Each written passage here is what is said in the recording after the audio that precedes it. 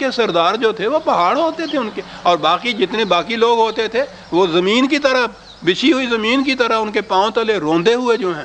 وہ جو چیز بھی پستی میں ہوتی تھی اس کو وہ عز کہتے تھے، جو سرکشی اختیار کرتی تھی اسے جبال کہتے تھے، اور بڑی عمدہ تشبیہ ہیں۔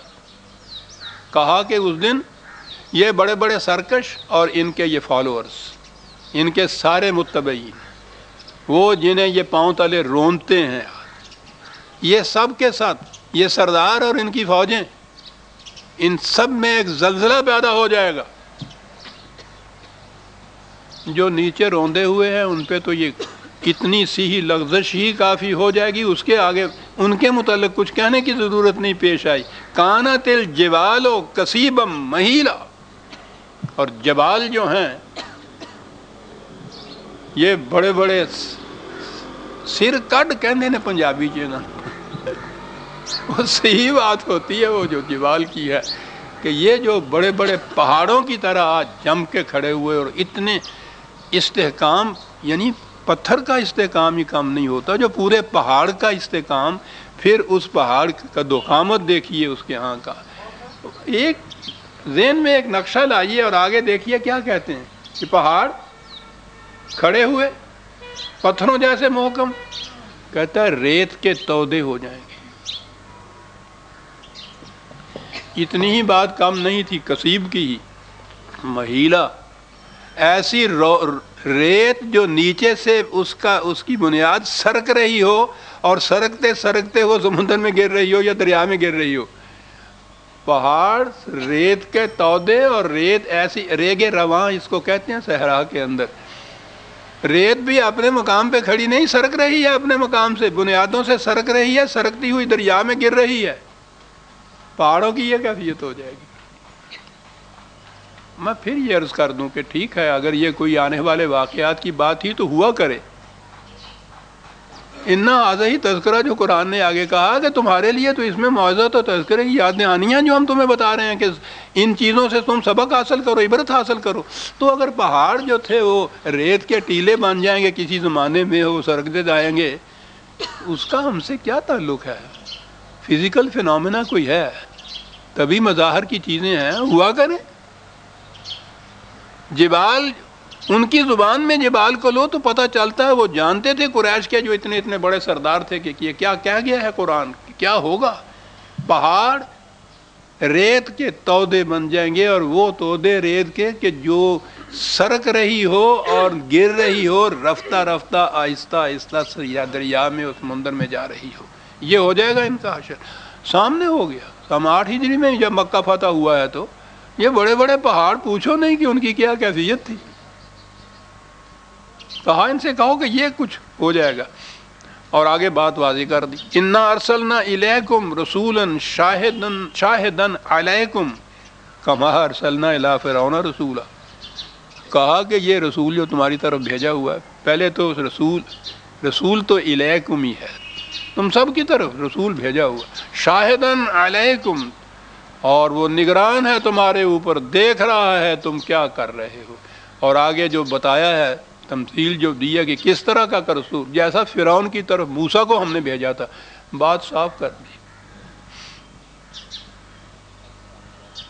حضرت موسیٰ اور فرعون کی جو کشمکش کی داستان قرآن میں پھیلی ہوئی ہے سر، اور سارے انبیاء کرام میں سے ان کی داستان زیادہ تفصیل کے ساتھ ہی ہے۔ جیسا میں کہا کرتا ہوں کہ انسانیت کے کچلنے کے لیے 3 ہی تو یہاں لانتے ہیں انسانیت: ملوکیت، انسانوں کی حکومت، سرمایہ داری، قارونیت، مذہبی پیشوائیت، حامانیت۔ یہ تینوں ایک جگہ اکٹھی تھی اور اپنے پورے زور کے اوپر تھی، عروج کے اوپر تھی۔ انا ربکم الاعلی کہنے والا فرعون تھا، حامان کے جنود تھے۔ قارون کہتا تھا کہ کون میری دولت پہ انگلی بھی رکھ سکتا ہے، میری ہنر مندی کا نتیجہ ہے جو میں نے اس کو کمایا ہے، کسی کو حق حاصل نہیں ہے۔ یہ ساری لعنتیں ایک جگہ اکٹھی تھی، اور ان کے نیچے بنی اسرائیل تڑپتی پھڑکتی جھڑکتی ہوئی انسانیت، ان کی طرف بھیجا تھا صاحب ضرب کلیم کو۔ کہا یہ اسی طرح سے رسول آیا ہے تمہاری طرف جیسے فرعون کی طرف موسیٰ آیا تھا. یعنی ایک تشبیہ نے ساری بات واضح کر دی کہ یہ کشمکش ہو کیا رہی تھی، ٹکراؤ یہ ہے کس قسم کا تھا. یہ پروگرام رسول اللہ صلی اللہ علیہ وسلم کا راتوں کو جاگنا جو تھا، یہ راتوں کو جاگنا نفلیں پڑھنے کے لیے نہیں تھا، یہ پروگرام تھا، یہ کشمکش تھی، یہ تصادم تھا جو موسیٰ اور فرعون میں علیہ السلام اور فرعون کے اندر جو ہوا تھا. کمار سلنا الی فرعون رسولا فعصا فرعون الرسول. ٹھیک ہے، فرعون نے بات نہ مانی، سرکشی اختیار کی، نتیجہ کیا ہوگا؟ فَأَخَذْنَاهُ أَخْذًا وَبِيلًا. کیا بات ہے، ہم نے پھر پکڑا اس کو، اور پکڑنے کے بعد کیا کیا؟ عزیزان من، میں بار بار یہ عرض کروں، پتہ نہیں زندگی ہے یا نہیں، موقع نہیں. یاد رکھیے گا، قرآن کے مفردات ان کو کہتے ہیں، الفاظ قرآنی جو ہے، جب تک ان کے وہ معنی آپ کے سامنے نہ ہوں کہ جو نزول قرآن کے زمانے میں عرب ان سے مفہوم لیتے تھے، قرآن سمجھ میں نہیں آئے گا. یہ وہ الفاظ ہیں قرآن کے اندر جو استعمال کیے گئے ہیں، جو وہاں ان کے ہاں استعمال ہوتے تھے، ان معنی میں جن میں وہ استعمال کرتے تھے، وہ اگر آپ کے سامنے آ جائیں تو پھر میں نے کہا کبھی کبھی میں درمیان میں آ جاتی ہے. وہ جو میری لغات القرآن ہے اس میں یہی کیا ہے میں نے، وہ ایک میری مدت العمر کا ماصل ہے کہ ان الفاظ قرآنی کے معنی اس زمانے میں کیا لیے جاتے تھے. وہ دوستوں نے یہ کہا ہے جنہوں نے اس کا مطالعہ کیا تھا کہ اگر گہری نظر سے لغات القرآن کا مطالعہ کر لیا جائے تو قرآن سمجھ میں آ جاتا ہے. وہ سمجھ کی تو یہی بات ہے کہ یہ الفاظ ہی تمہیں لسان عربی مبین میں نازل کیا ہے. یہ پتہ چل جائے کہ وہ عربی مبین کیا تھی اس زمانے کی. یہ اگر معنی آ جائیں آپ کے سامنے تو پھر کنسٹرکشن جسے کہتے ہیں نا، وہی باقی رہ جاتی ہے کہ کس ترکیب سے یہ چیز آئی ہے. تو میں جس زمانے میں لغات مرتب کرتا تھا، ایسا ہوتا تھا کہ وہ الفاظ، وہ معنی آتے تھے میرے سامنے، اور زبان اپنی اس کی متحمل نہیں ہوتی تھی کہ اس کو واضح کیا جائے. تو عجیب قسم کی ایک کیفیت پیدا ہوتی تھی میرے اندر. ادھر سے وہ عربی زبان کی چیز سامنے آتی تھی، اور دوسری طرف خواہ اس لیے کہہ دیجئے کہ میری مادری زبان سی، پنجابی کی چیز سامنے آ جاتی تھی. اس میں تو مفہوم واضح ہو جاتا تھا، لیکن میں اس میں تو وہ پنجابی لا نہیں سکتا تھا. ان لوگوں کے نزدیک تو یہ علمی زبان نہیں ہے، لیکن بات سمجھ میں اسی سے آتی تھی. اب میں اس کی مثال دیتا ہوں. اخذم وبیلا، پکڑا ہم نے ایسا، اور پھر کیا کیا. تو اب مجھے پھر اجازت دیجئے کہ میں آپ کو تھوڑا سا پنجابی میں بتاؤں، وہیں سے بات سمجھ میں آئے گی کہ کیا کہہ رہا ہے کہ قرآن کیا کیا ہم نے اس کے ساتھ.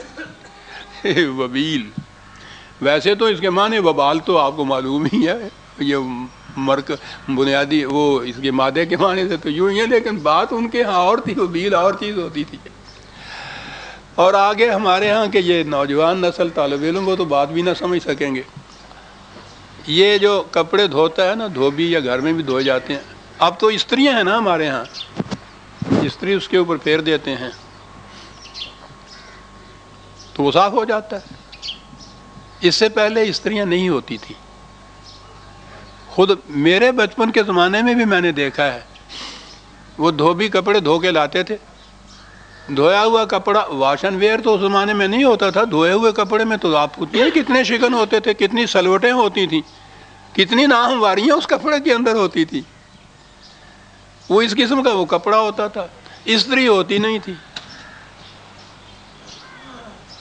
تو وہ کرتے کیا تھا، ایک مونگلی وہ کول ہوندی سی، موگری جسے کہتے ہیں، لکڑی دی موٹی موٹی ساڑی، نیچے تختے پہ پھٹے پہ اس کپڑے نو وچھاوندا سی تے موگری ہاتھ 'چ پھڑ لیندا سی تے او کٹ کٹ کے اونوں پدرا کردا سی. اب آ گئی پنجابی. پنجابی جانتے ہیں؟ اگر اب مجھے یوں کہنا پڑ رہا ہے کہ جیسے کہیں فرانسیسی آپ جانتے ہیں یا نہیں، پنجابی جانتے ہیں تو آپ کو پتہ ہے محاورہ ساڈے یہ کھمب ٹھپ دے ذرا، میرا